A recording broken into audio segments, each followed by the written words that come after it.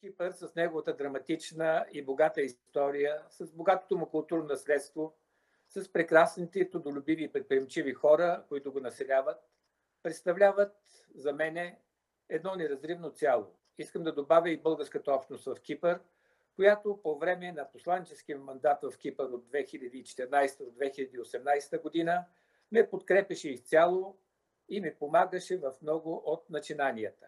Всичко това съм описал обстойно в книгата си "Скритото очарование на Кипър", излязла преди 2 години в университетското издателство на Софийския университет.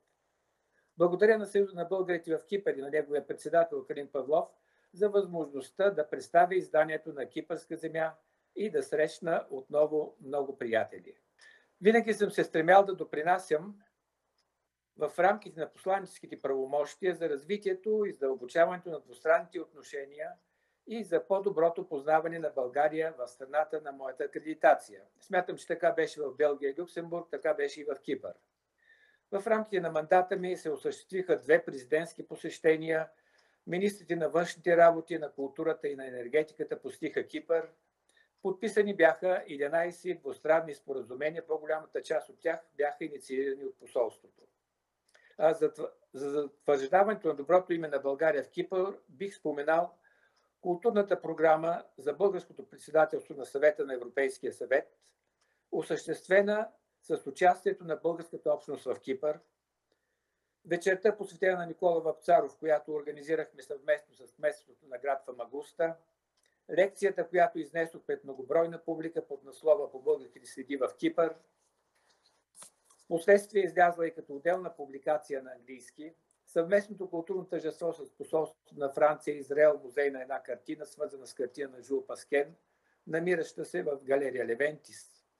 Мога да изброявам още много прояви, както и имена на български творци, установили се в Кипър, но ще спра до тук. През 2016 година подписах, заедно с тогавашния министър на културата Коста Скадис, междуправителствена двустранна програма за културно и образователно сътрудничество за 3-годишен период.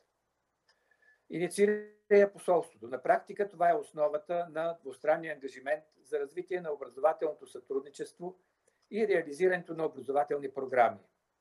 Поддържах тесни връзки с Министерството на образованието и науката.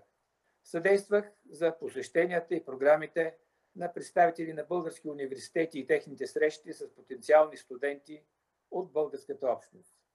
Заедно с колегите ми от Франция и Германия предприехме инициатива български език, както и френски и немски, разбира се, да се изучава в кипърските училища като алтернативен втори език.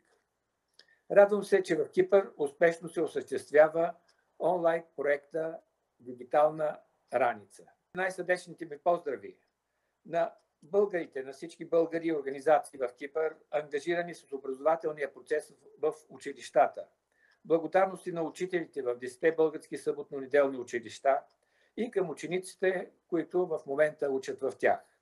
Многократно съм ги посещавал, изнасях открити уроци, нарекох ги уроци по история, тъй като считах, че българската памет е закодирана в историята.